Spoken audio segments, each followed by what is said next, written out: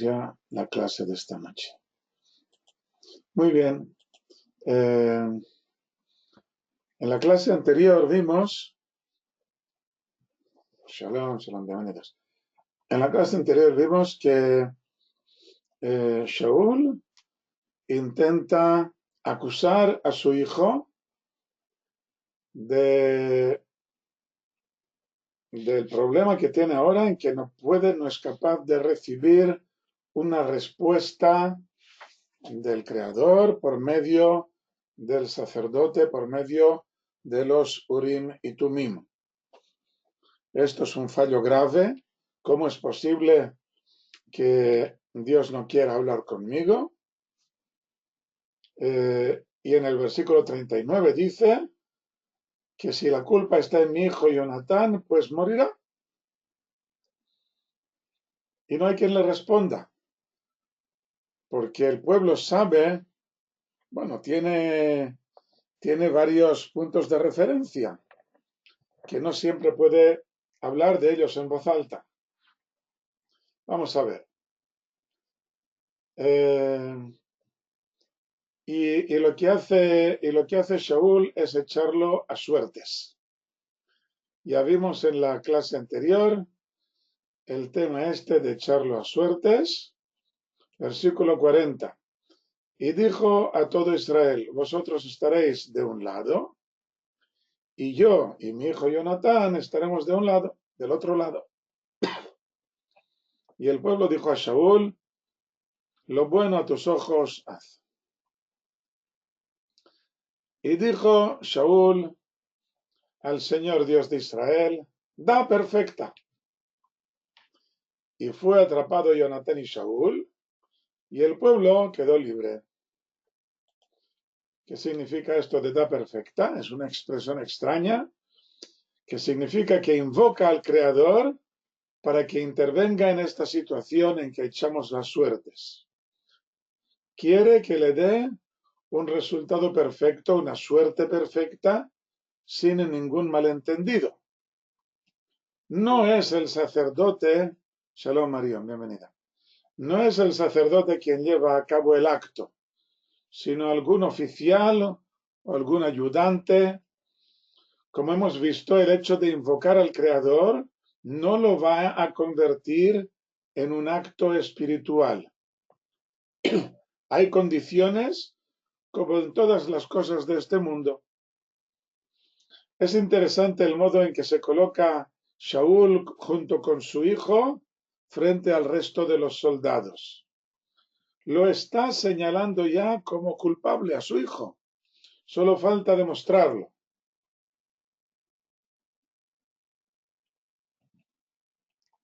En la primera vez, la primera suerte que se echa, en que están Shaul y Jonatán de un lado y el resto de los soldados en el otro, en la primera vez queda descartado el pueblo como culpable. Y en la segunda vez, en que echa la suerte entre él y su hijo Jonatán, queda claro que el culpable es Jonatán. Al menos así lo entiende Shaul. Ahora falta descubrir cuál ha sido el pecado cometido. En todo este proceso el pueblo ha estado callado, dándose cuenta de que son testigos de una disputa entre padre e hijo, o mejor dicho, entre el rey y el que debe ser su sucesor.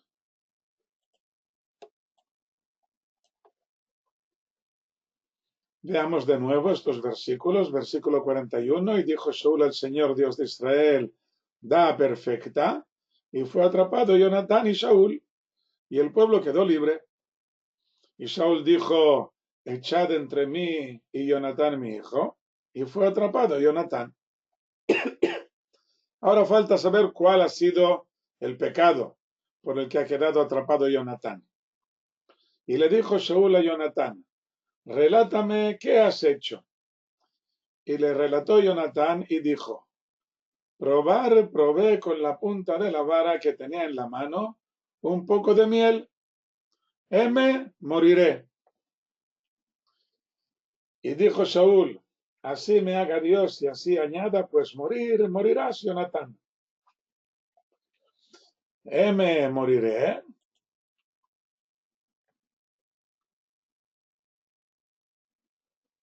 Jonatán tiene muy buenas excusas. Él no ha estado presente en el momento en que Shaul había decretado la prohibición. No sabía nada de esto. Y en realidad no la ha transgredido, puesto que el decreto hablaba de comer pan.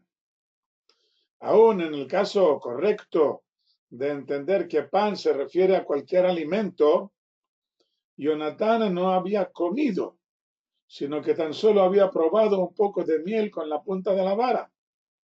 Bajo ningún concepto esto puede considerarse como comer. Comer es cuando por lo menos la garganta se te llena, se te sacia.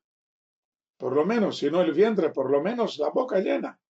Y no había llegado a esto, ni de lejos. Queda otra excusa que dejaremos para más adelante. Pero Jonatán no es hombre de excusas. Su reacción es contundente. Moriré. Es la misma expresión de la que ya hemos hablado hace unos capítulos. Es una palabra mágica porque implica que la persona que dice está dispuesto a hacer todo lo que le pidan, sin poner ninguna resistencia o impedimento. Muy diferente de lo que hizo su padre Saúl en vísperas de la batalla, cuando no tuvo paciencia de esperar al profeta y para excusarse acusó al mismo profeta, a Shmuel, que había sido él quien no había cumplido la condición. El rey no había sido capaz ni siquiera después de la reprimenda de Shmuel de reconocer su falta y aceptar sus consecuencias. Jonatán, en cambio, es íntegro. Relata los hechos secos, sin interpretaciones. No es él quien debe hacerlas. A él solo le queda decir Y Shaul está convencido de que este debe ser el veredicto, pena de muerte.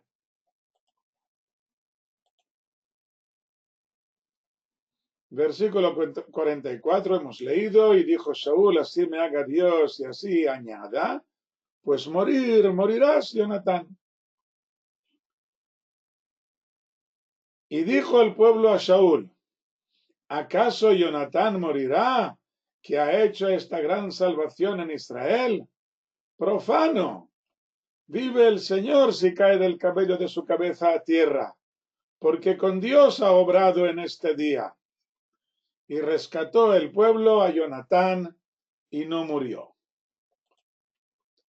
Profano, ya hemos mencionado esta expresión, jalila, que se usa cuando queremos decir que algo no nos cuadra, que no puede ser. La usamos cuando queremos quitarnos de encima alguna sospecha, como si quisiéramos decir, ¿qué va, hombre? O cuando algo nos sorprende gravemente.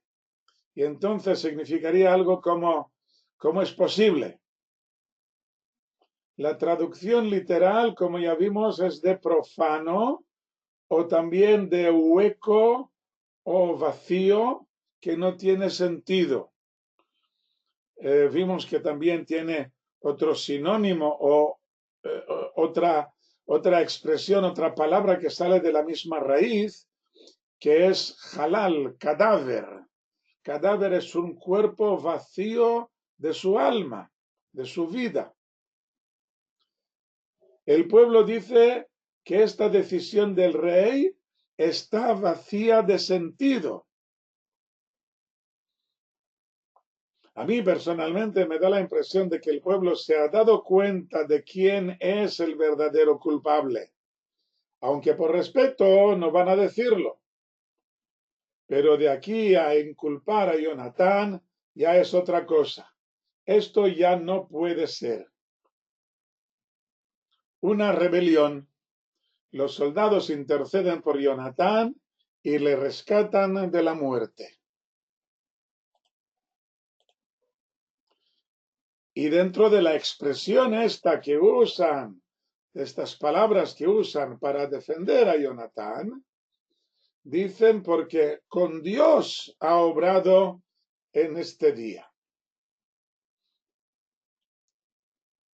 Obrar con Dios significa llevar a cabo la misión que el Creador nos ha encargado hacia la meta que ha preestablecido.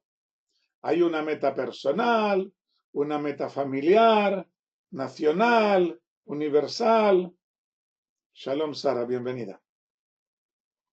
Nosotros somos sus empleados y cada uno tiene una tarea que llevar a cabo en este mundo.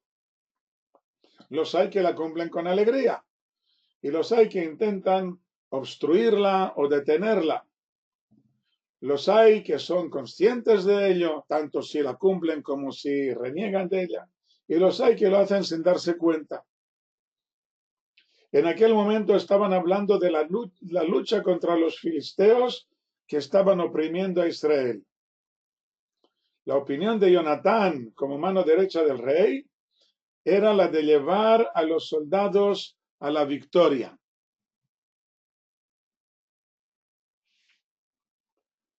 Claro que cualquiera podría declarar que lo que él hace y el modo en que lo hace, esta es precisamente la voluntad divina y que este es el único modo de llevar a cabo la obra divina. Y podemos caer en terribles aberraciones. Para esto necesitamos la palabra divina bien entendida, revelada en la Torá y reforzada en las palabras de los profetas.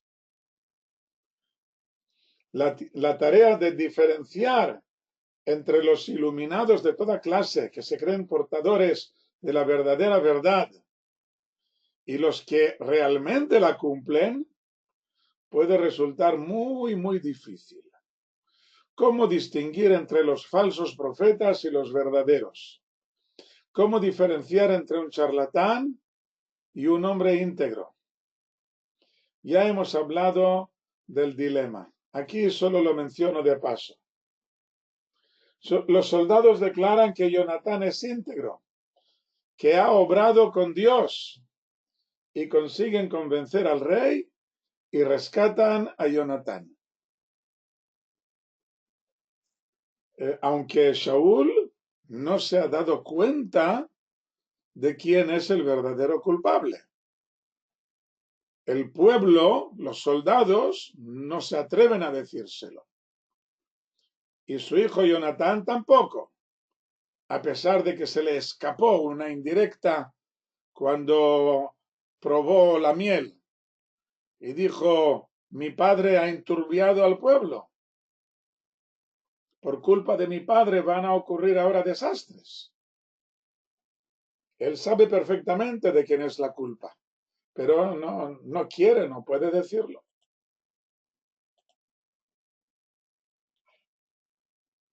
Versículo 46. Y subió Saúl detrás los filisteos, y los filisteos se fueron a su lugar. Y Saúl atrapó el reinado sobre Israel, y luchó contra todos sus enemigos en derredor, contra Moab, contra los hijos de Amón, contra Edom, contra los reyes de Tzobá y contra los filisteos. A donde quiera que se volvía, confundía.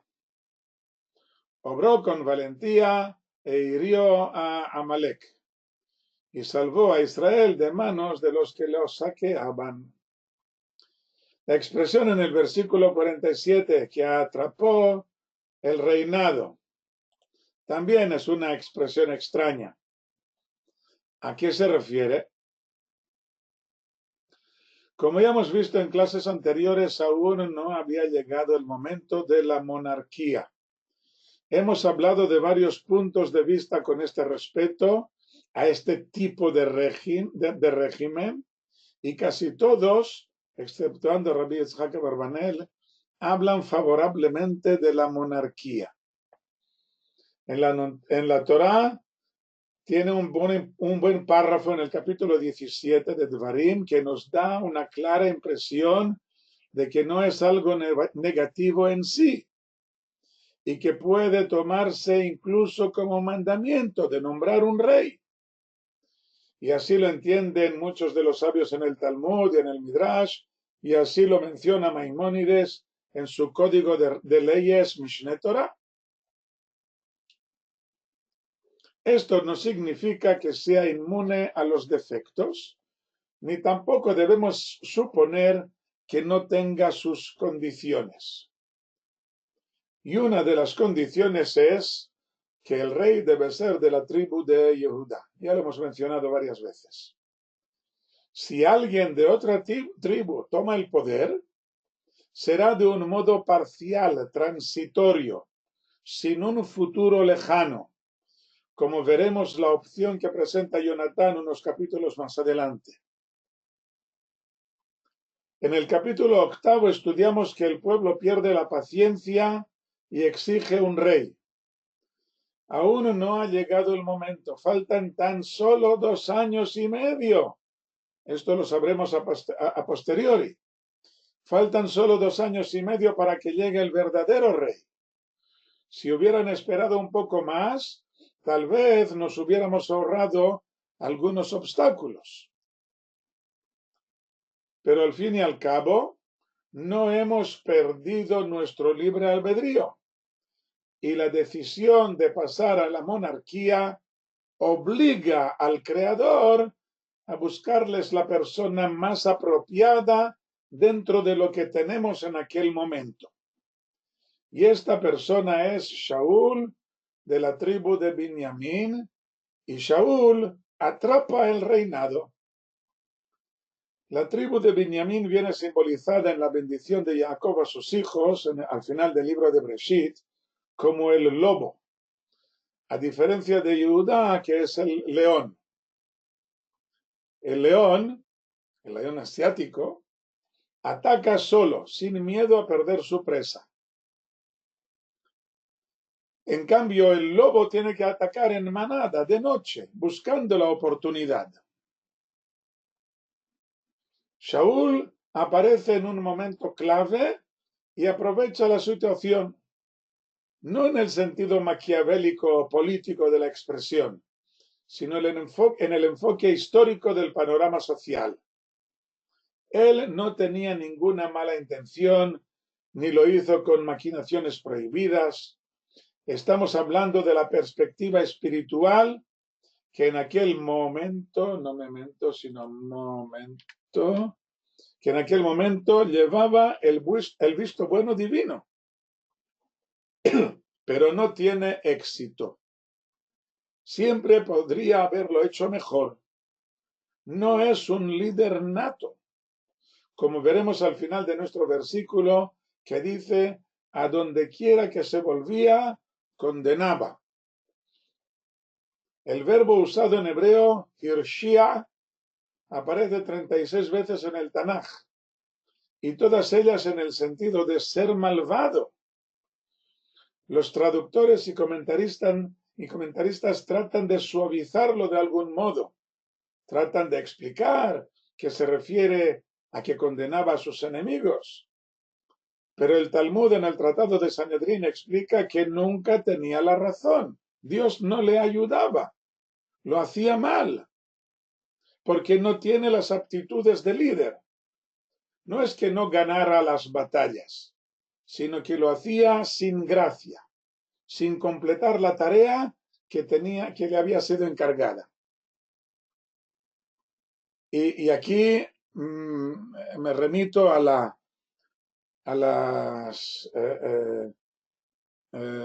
lo que Francesc me ha escrito, que el evadir sus propias responsabilidades buscando una víctima propiciatoria en su propio hijo, por una nimiedad, dice muy poco en favor de Shaul, su comportamiento es casi criminal. Estoy de acuerdo de que la imagen de Shaul no es muy atractiva, pero de aquí a criminal tampoco. Porque Shaul tiene su modo de ver el panorama. Él tiene una responsabilidad sobre, sobre lo que está ocurriendo aquí, sobre la batalla que está entablando contra los filisteos. Shalom Teresa, bienvenida. Tiene su punto de vista, tiene su modo de hacer las cosas. Viene su hijo Jonatán y empieza y se entromete dos veces. La primera vez en un atentado matando al encargado, al filisteo que estaba ahí como representante de los filisteos, como gobernador civil o militar. Y luego, en este ataque por sorpresa que no ha sido coordinado con su padre, tiene buenas razones para enfadarse con él.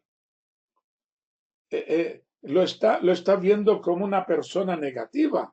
Shaul, a su hijo, lo está viendo como una persona negativa. ¿Quieres quitarme ya el trono? ¿Quieres quitarme ya la corona? Es lo que yo he insinuado antes, de que los soldados están siendo testigos de una pelea, de una rivalidad entre padre e hijo, no entre padre e hijo, sino entre el rey y el que tiene que sucederle, pero me sucederá solamente después de que yo muera. No quieras quitarme ahora. Hashem le conocía, claro que le conocía, muy bien, es buena pregunta esta. ¿Por qué es ungido rey? Lo que he dicho yo aquí ahora hace un momento. Vamos a volver un poco atrás.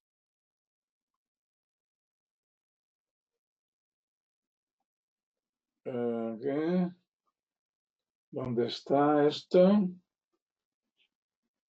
Un segundo.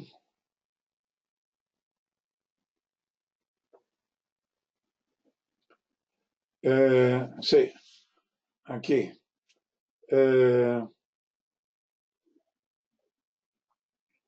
La decisión de pasar a la monarquía obliga al creador a buscarle la persona más apropiada dentro de lo que tenemos en aquel momento. Y cuando digo en aquel momento, significa que el creador, por supuesto, que sabe lo que va a ocurrir a continuación. Dios le conoce, sabe qué ocurrirá a continuación, pero no juzga a la gente según el futuro, sino según el presente. En el presente tú estás aquí, pues entonces en este momento tú eres el mejor, te elijo a ti. A pesar de que ya sé de que al subir al poder vas a perder mucho de tu positividad, de los puntos positivos que tenías hasta el momento.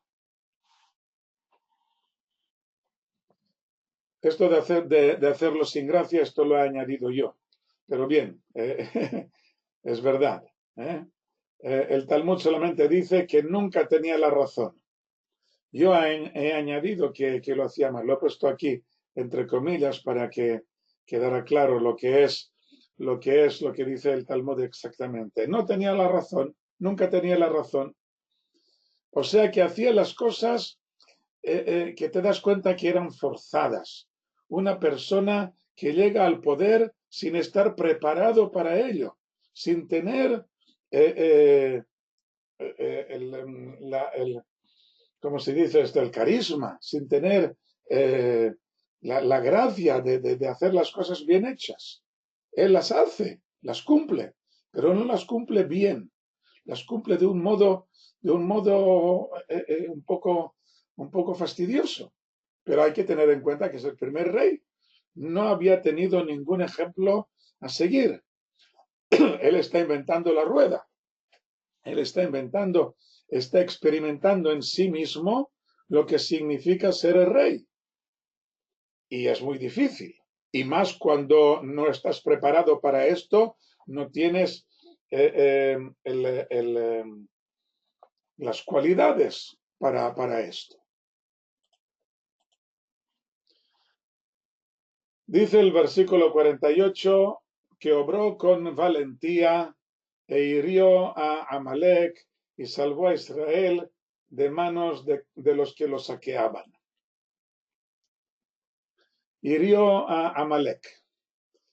Esta va a ser su nueva misión. Aquí ya nos dice que la cumplió con valentía. En el capítulo siguiente veremos los pormenores y los problemas.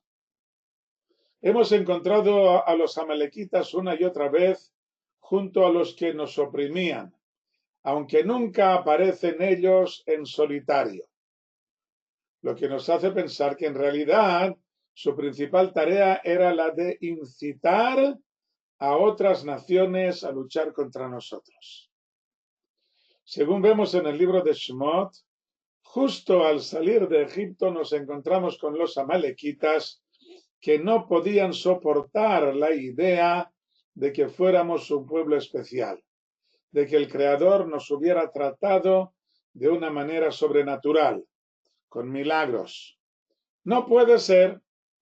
Los hijos de Israel no son tan perfectos como para merecerse algo así. Y van a demostrarlo, atacando a Israel y causándoles daños, aunque ellos queden mucho más mal parados. Esto no importa. Lo único que les interesa es demostrar que no somos algo sobrenatural, que nosotros, el pueblo de Israel, no somos algo sobrenatural. Esto 400 años antes, al salir de Egipto. Shaul luchó valientemente contra ellos porque sabe que son un peligro constante para nosotros, porque si no les paramos los pies, seguirán causando graves problemas. Es el saqueador que viene cada vez que puede. Este versículo solo nos prepara para lo que viene a continuación. En el capítulo siguiente esperemos un poco. Versículo 49. Y fueron los hijos de Shaul, Jonatán, Yishvi, Malquishua, y los hombres de sus dos hijas, el nombre de la mayor Merab y el nombre de la menor Mijal. El nombre de la mujer de Shaul era Ahinoam, hija de Ahimaatz, y el nombre del jefe de su ejército era Avner ben Ner, tío de Shaul. Kish, padre de Shaul, y Ner, padre de Avner, eran hijos de Abiel. Lo explicamos. Empecemos con los hijos de Shaul. Aquí tenemos a toda la familia. Su esposa, Ahinoam bat Ahimaatz, personaje desconocido por completo. No sabemos quién es Ahimaatz, no sabemos nada de Ahinoam. Tienen 5 hijos, así parece. 3 varones, Jonatán, Yishvi y Malquishua, y 2 chicas, Merab y Mijal. El problema es que en el primer libro de Crónicas, capítulo 8, enumera 4 hijos varones, en que siguen con el mismo, nombre Jonatán y Malquishua, siguen ahí también en el libro de Crónicas con su mismo nombre, pero de pronto aparecen Abinadab y Eshbaal y desaparece Ishvi. También al final del primer libro de Shmuel nos encontraremos con este Abinadab que muere con su padre y 2 de sus hermanos, Jonatán y Malquishua, en la batalla del Gilboa. Por lo tanto, dicen los comentaristas, que aquí se mencionan solo aquellos que murieron en la batalla y que Yishvi y Abinadab son un mismo personaje que muere en la guerra, mientras que Eshbaal sobrevive y se convierte en el heredero de Shaul. Y lo encontraremos al principio del segundo libro de Shmuel, capítulo 2, con un nombre algo diferente, Ishboshet. Cuando lleguemos y hablaremos de él. Y ahora veamos a Avner ben Ner. el jefe de su ejército. Es su primo Avner o Aviner. El abuelo de Shaul era Abiel, quien tuvo dos hijos, Kish y Ner. Kish es el padre de Shaul y Ner el padre de Avner. No dice qué edad tenía este Avner, pero vemos que era muy celoso del reinado de su primo Shaul cuando aparece el gran rival David. Dentro de unos pocos capítulos, cuando aparezca David, veremos a Avner defendiendo a Shaul contra David. Avner será quien abra los ojos de Shaul ante el peligro que el joven pelirrojo representará para él. David era pelirrojo. No tenían mucho problema con el nepotismo, que tampoco lo era, puesto que la definición de nepotismo es dar empleos a algunos familiares o amigos sin importar el mérito para ocupar el cargo. Esto es la definición de nepotismo. Pero Avner va a demostrar ser muy merecedor del cargo y por lo tanto, si eres apto para el cargo, entonces no hay problema. Veremos que también David hace algo muy parecido. Según la halajá, debe darse el cargo del difunto padre a su hijo mientras sea digno de él, y aunque haya otro que pueda ser mejor, tanto cuando se trata de reyes y ministros, como cuando se trata de cargos de menos importancia. Recuerdo que en la ciudad en que vivía mi esposa había un rabino muy bueno en una sinagoga y cuando se murió nombraron a su hijo precisamente como sucesor suyo, a pesar de que era bastante joven, tenía unos 20 y pico de años, y que había otros candidatos que podrían ser mejores. Pero la halajá dice que mientras el hijo pueda llevar el cargo de una forma correcta, entonces él es el heredero, él tiene que llevar el cargo. Y cuando no es el hijo, pues un pariente cercano, mientras sea posible. Cuando no es posible, pues no es posible. Cuando no es digno del cargo, pues no podemos dárselo. Entonces sí que sería nepotismo prohibido. Muy bien.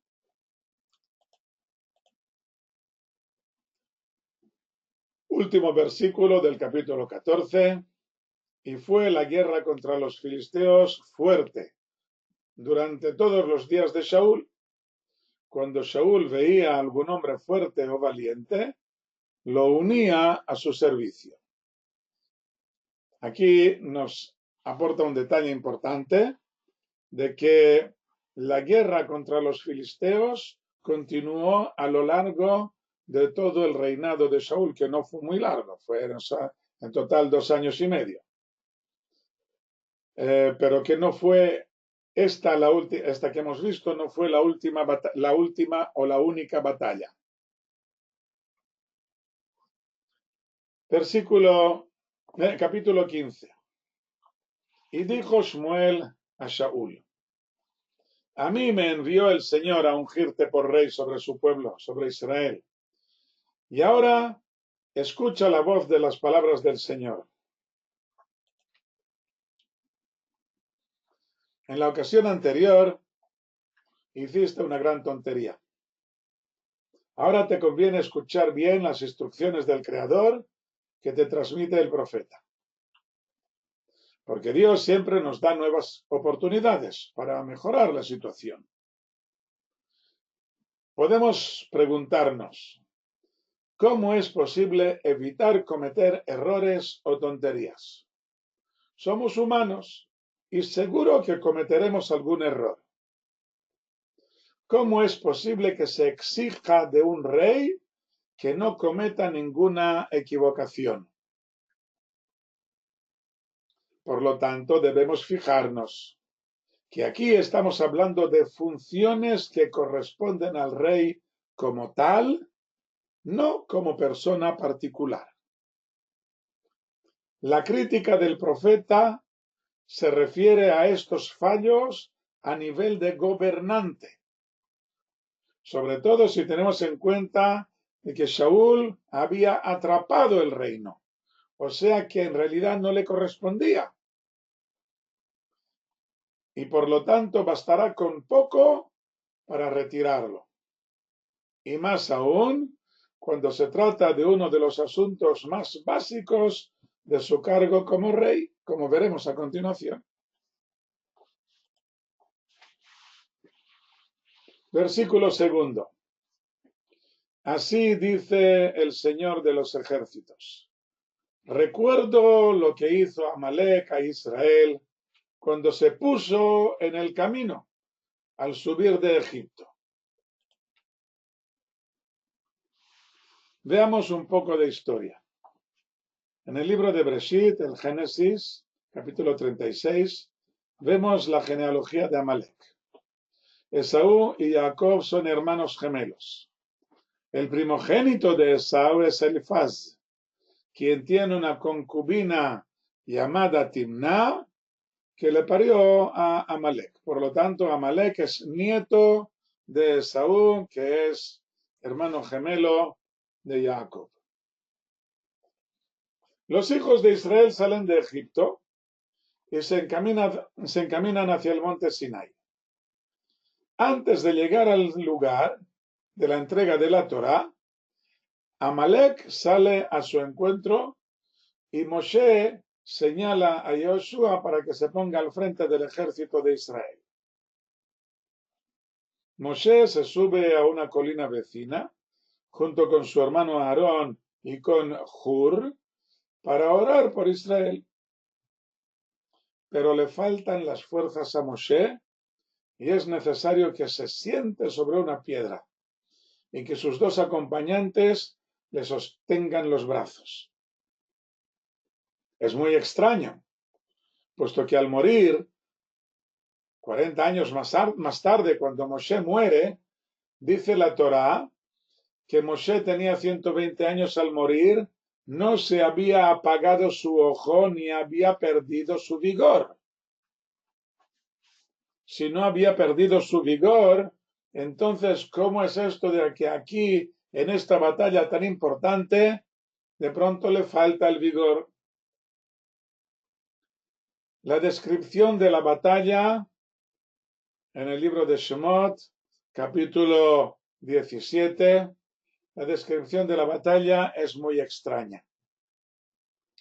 Y sucedió, cuando levantaba Moshe su mano, prevalecía Israel, y cuando dejaba su mano, prevalecía Amalek.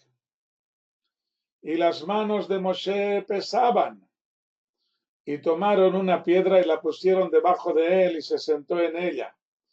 Y Aarón y Hur sostenían sus manos, uno de un lado y otro del otro. Y estuvieron sus manos fidelidad hasta que vino el sol. Y debilitó Josué a Amalek y a su pueblo a filo de espada. Y dijo el Señor a Moshe: escribe esto, recuerdo, en el libro, y pon en oídos de Josué, que borraré el recuerdo de Amalek de debajo del cielo. Y edificó Moshe un altar y llamó su nombre, el Señor es mi estandarte. Y dijo: pues mano sobre el trono de Yah, guerra del Señor contra Amalek de generación en generación. Bueno, en primer lugar, nos damos cuenta de que todos parecen estar cansados. Moshe tiene que sentarse, los soldados prevalecen solo cuando Moshe levanta las manos y le cuesta levantar las manos. Josué solo consigue debilitar a Amalek. Esta es la característica de Amalek: el cansancio, la falta de fuerzas. A esto venía, puesto que no esperaba derrotar por completo a Israel, sino tan solo a debilitarlo. Principalmente quiere debilitar la relación entre Israel y el Creador. Como dice en el último versículo que hemos visto ahora, pues mano sobre el trono de Yah. Esta expresión usa dos palabras que parecen recortadas. La palabra trono o silla se escribe normalmente kisé, pero aquí le falta la última letra y se lee kes.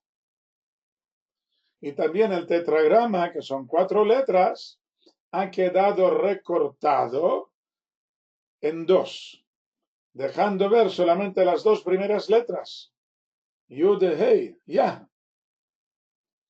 como si una mano estuviera ocultando la última letra del trono y las 2 últimas letras del nombre divino. La mano de Amalek, que impide que se vea el trono del creador del mundo y que no permite que podamos captar la plenitud del nombre divino. ¿Qué es este trono? ¿Dónde está? Explica Maimónides en Moreh Nevuchim, en la primera parte, capítulo 9, que se refiere al templo. Como dice el profeta Jeremías en el capítulo 17, trono de gloria, ensalzado desde el principio el lugar de nuestro templo. O sea que el trono de la gloria es el templo, es la presencia divina. O sea, el lugar en que el Creador es ensalzado, el lugar en que demuestra su gloria. Y Amalek impide que esta gloria se haga patente, o por lo menos en parte. El profeta de las naciones, Bilam el hechicero, dice en su última profecía, en el libro de Bemidbar, Números, capítulo 24, principio de los pueblos es Amalek, y su final es la perdición eterna. No significa que fuera la primera nación de la historia, claro, sino que fue el primero en luchar contra Israel con la intención antisemita de intentar restar de nuestro valor espiritual. Contestando a la pregunta de Miquel, no has preguntado si Amalek era el precursor del antisemitismo, sino del antijudaísmo. Y tu pregunta estaba muy bien hecha. Antijudaísmo no es lo mismo que antisemitismo. El valor espiritual del pueblo de Israel. Esta es la intención ¿Cómo? No, antisemitismo tiene siglos de historia. Desde que aparece el pueblo de Israel, aparece el antisemitismo. O el antijudaísmo, como tú lo defines.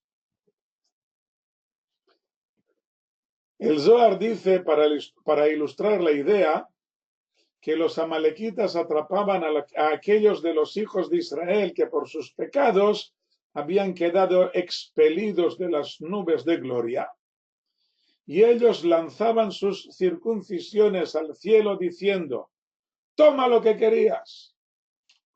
Pues su intención era luchar contra el Creador, así dice el Zohar. O sea, que buscaban los defectos de Israel, sus flaquezas, para desacreditarlos tanto ante el resto de la humanidad como ante el mismo Creador. Por eso dice que esto se convierte en guerra del Señor contra Amalek de generación en generación. Pero esta guerra puede llevarse a cabo solo cuando llegamos ya a una situación política estable, como dice el libro de Devarim, Deuteronomio capítulo 25. Recuerda lo que te hizo Amalek en el camino a tu salida de Egipto, que te ocurrió en el camino y te coleó los debilitados detrás de ti. Colear es atrapar a aquellos que están en la cola, que han quedado fuera, los retrasados, que van al final del campamento. Colearlos significa atraparlos precisamente a ellos. Pero también, aquí podéis tal vez entender un poco lo que dice el Midrash en el Zohar, que hemos mencionado hace un momento, que lanzaban sus circuncisiones al cielo. Lo han tomado aquí de esta expresión de Vaizanev, te coleó.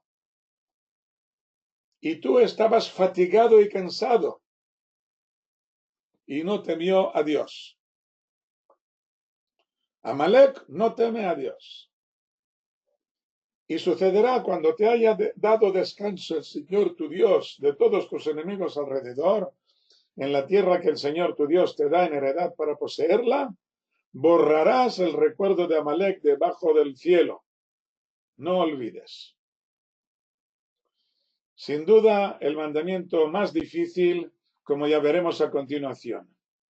¿Cómo es posible borrar por completo el recuerdo de un pueblo entero? Seguiremos hablando del tema, por supuesto.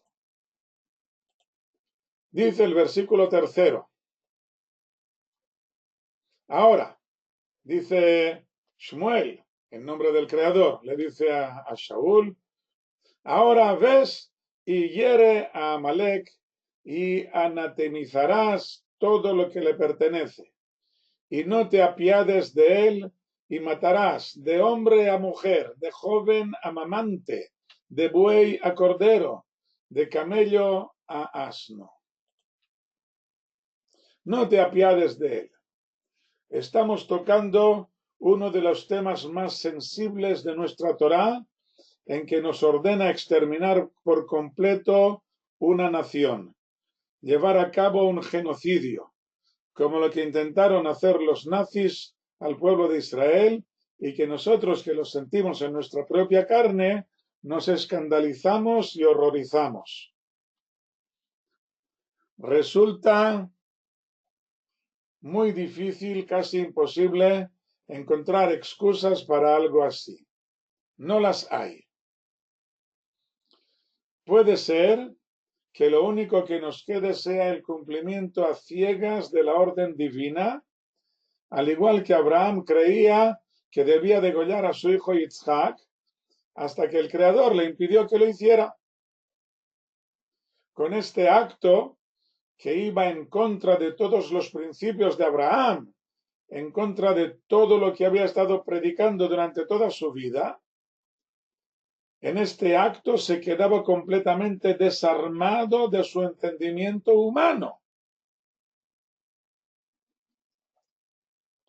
Puesto que por mucho que hayamos desarrollado nuestra inteligencia y nuestra sensibilidad ética humana, nuestra empatía hacia el prójimo, aunque se trate de la peor clase de criminales, debemos tener en cuenta que todo esto es muy limitado, esta empatía nuestra. Todo esto es muy limitado. Y lo que un día o en unas condiciones parece bueno, puede convertirse en malo cuando lo enfocamos de otro modo. Dice el profeta Isaías, porque no mis pensamientos son vuestros pensamientos, ni vuestros caminos son mis caminos, declaración del Señor. Pues Dios está en el cielo y tú en la tierra, dice Shlomo en el libro de Coelet. Y por esto nuestra perspectiva es muy limitada, porque Dios está en el cielo y ve toda la perspectiva, todo el panorama. Nosotros estamos aquí dentro del barro y nuestra perspectiva es muy limitada. A pesar de todo, debemos intentar comprender el motivo de este mandamiento hasta el punto en que nuestra capacidad intelectual nos lo permita. En primer lugar, debe quedar muy clara la evidencia que tenían los profetas de estar escuchando la palabra divina. Lo tenían perfectamente claro, que si no fuera así, Abraham no hubiera pensado siquiera en degollar a su hijo. Esta evidencia queda muy lejos de nosotros, que no la hemos vivido nunca. No sabemos qué significa esto. Explican los sabios que era tan evidente como cuando una persona se despierta de un sueño y sabe que ahora vive la verdadera vida, a pesar de que en sueños podría haberse imaginado lo mismo. Pero de pronto te despiertas y te das cuenta, aquello era solo un sueño, ahora estoy viviendo. Al despertar estás seguro de que no sueñas. Lo mismo cuando tienes una profecía, sabes que ahora estás más despierto que nunca y que esta es la palabra del Creador. Y ya vimos hasta qué punto se examinaba al profeta para estar seguros de que no se inventaba nada y que de que podíamos confiar que todo lo que nos decía era solo palabra divina. En segundo lugar, debemos tener en cuenta de que se trata de una lucha que trasciende el nivel terrenal. Como dice el Salmo segundo, se presentan los reyes de la tierra y los príncipes se consultan juntos contra el Señor y contra su ungido, en que el ungido es el representante del Creador, tanto si estamos hablando del Mashiach, como dicen algunos intérpretes, como si estamos hablando de todo el pueblo de Israel, como dice por ejemplo el Kuzari y otros intérpretes. Pues las naciones, cuando luchan contra nosotros, en realidad vienen a luchar contra el Creador, contra los principios que nos enseña por medio de la Torá de Israel, que molestan a la dulce vida de la gente, ya que nos obliga a todos a superarnos a nosotros mismos.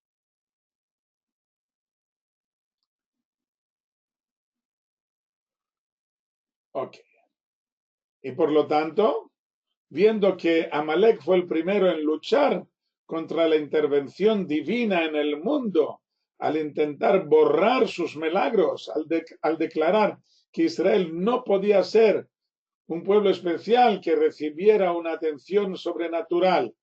Esto es lo que convierte a Amalek en algo especial. Estas dos primeras razones que os he dado, y hay una tercera razón. Como ya hemos visto, Amalek luchando una y otra vez contra Israel, aunque esto no baste para justificar el genocidio.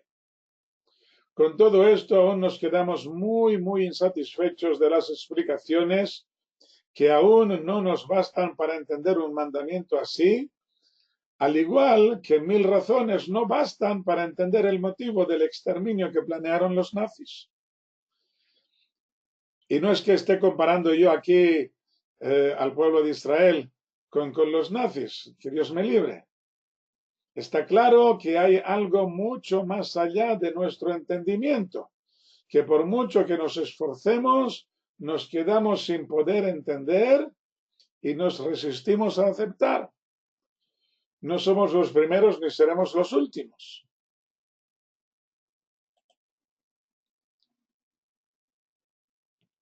Vamos a ver dos versículos o tres más antes de despedirnos. Y convocó Shaul al pueblo y los contó en Telaim. Hay una versión que dice que Telaim significan corderos y que los contó con corderos, por mediación de corderos. Como antes vimos que en la batalla anterior contra los amonitas los contó por medio de trozos de arcilla, de jarras rotas o algo así, pues aquí los contó con corderos, a pesar de que Tlaim también podría ser el nombre de un lugar. Los contó en Tlaim 200.000 soldados de a pie y 10.000 hombres de Yehuda. Shaul fue a la ciudad de Amalek y pugnó en el valle. ¿Qué significa esto de que pugnó en el valle? Nuestros sabios descubren en estas palabras crípticas lo que pasaba en la mente y en el corazón del rey Shaul. Pugnó, luchó en el valle. ¿En qué valle? ¿Contra quién? Hay un mandamiento en la Torá que habla del valle.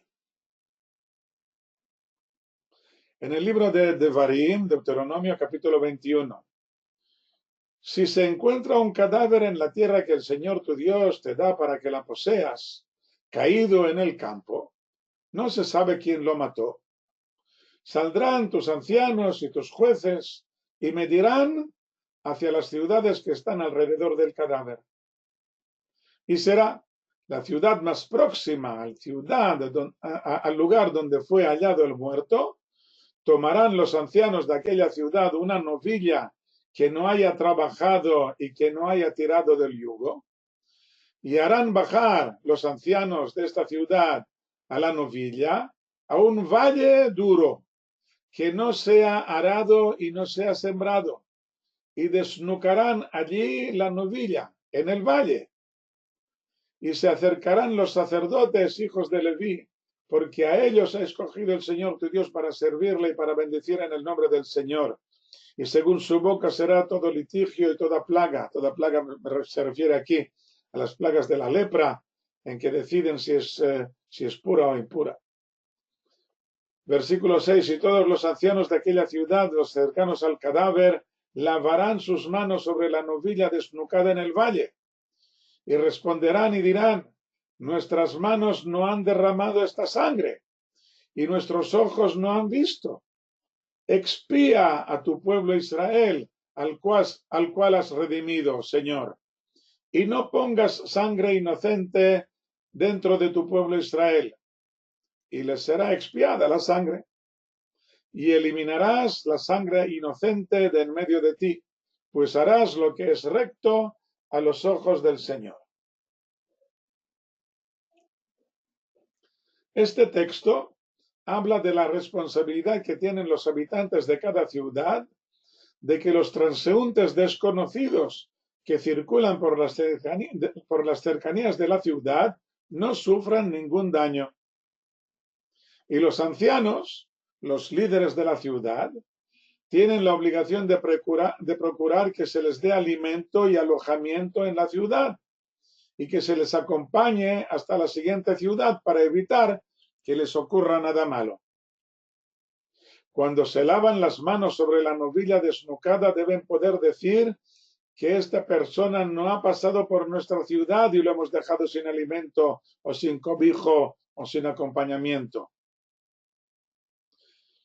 La Torá dice que deberán desnucar una novilla que no ha tenido tiempo ni de trabajar ni de tirar del yugo, y deben hacerlo en un valle que no ha sido arado ni ha sido sembrado, que no ha tenido la oportunidad de dar fruto, para expiar por la sangre derramada de un hombre a quien por su negligencia no le han permitido dar fruto. Todo esto se hace al encontrar el cadáver de un desconocido. Dice Shaul, si todo esto se hace por una sola persona, ¿cómo vamos a ir ahora a masacrar a todas estas personas? Si los varones han pecado al atacarnos, ¿qué han pecado los animales? Si los mayores han pecado, ¿qué han pecado los niños? Salió una voz que dijo, no seas excesivamente justo, ni te hagas el sabio en demasía. ¿Por qué has de desolarte? En el libro de Coelet, Eclesiastés, capítulo 7. Hay una expresión en Yiddish, Oberhochen, un sabiondo, un ultra sabio. No seas ultra sabio. No te hagas el excesivamente justo. Dios te ha dicho hacer algo. ¿De quién era la voz? De Dios. Salió la voz, Shaul no la oye esta voz. Nosotros la oímos a posteriori, al cabo de 3000 años. De todos modos, vemos que las dudas éticas del tipo que presentamos anteriormente asaltaron la mente de Shaul. Pugnó en el valle a causa de lo que dice la Torá sobre la novilla desnucada en el valle. Y estas razones le impidieron llevar a cabo correctamente la misión.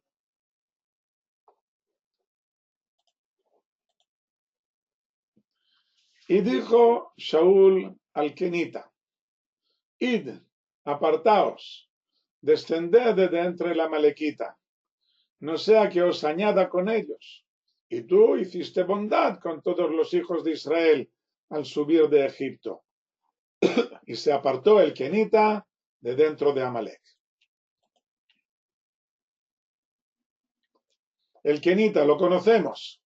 Son los descendientes de Yitro que aceptaron las instrucciones de la Torá sin llegar a convertirse en un solo pueblo con nosotros. Y aquí les vemos que acompañan a Amalek, que conviven con ellos, como si fueran con ellos un solo pueblo. Y en tiempos de Devorá, en el libro de Shoftim, vimos que convivían con los cananeos que oprimían a Israel.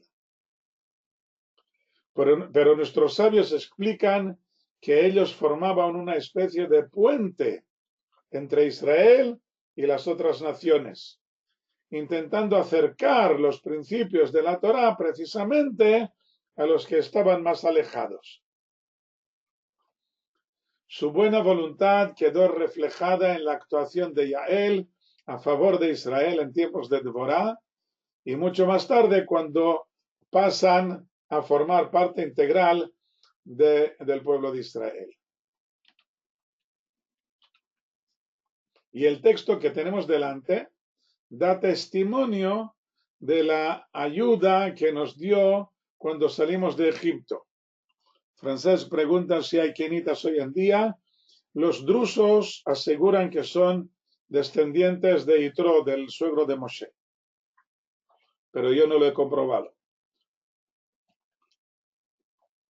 El texto que tenemos delante da testimonio de la ayuda que nos dio cuando salimos de Egipto, en duro contraste con Amalek, que salió a luchar contra nosotros. La Torá lo dice en el libro de Bemidbar, el libro de Números, capítulo 10, al final. Y dijo Moshe a Jobab, hijo de Ruel, el midianita, suegro de Moshe: viajamos nosotros hacia el lugar del cual el Señor dijo: os lo daré. Ven con nosotros y te haremos bien, pues el Señor ha hablado bien sobre Israel. Y le dijo: no iré, sino a mi tierra y a mi parentela iré.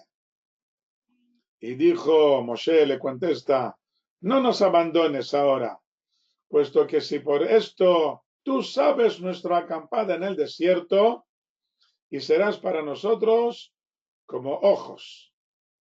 Y será que si vienes con nosotros, y será el bien que el Señor nos beneficie, nosotros te beneficiaremos a ti. Esta expresión, serás para nosotros como ojos, se entiende como serás nuestro guía en el desierto, puesto que ellos son una tribu nómada que conoce el desierto y sus recursos. Pero esto no era necesario, puesto que viajaban según las instrucciones del Creador, que les indicaba por medio de las nubes de la gloria. Por lo tanto, debemos entender que cuando dice serás para nosotros como ojos, significa que les abrirás los ojos a las demás naciones. Tú has visto nuestro comportamiento en el desierto, has visto nuestra acampada, has presenciado la entrega de la Torá como espectador excepcional. Yitro estaba allí cuando Dios entrega la Torá al pueblo de Israel. Tú puedes dar testimonio ante las demás naciones de nuestra identidad trascendental. Y como ya hemos visto, pues al final, poco antes de la destrucción del primer templo, los kenitas se unen al pueblo de Israel y pasan a formar un solo pueblo. Bueno, hasta aquí la clase de esta noche. Veremos la continuación, el duro diálogo entre Shmuel y Shaul, que viene a continuación, e intentaremos entender a qué se refiere todo este diálogo. Muchas gracias por vuestra atención y buenas noches a todos. Shalom.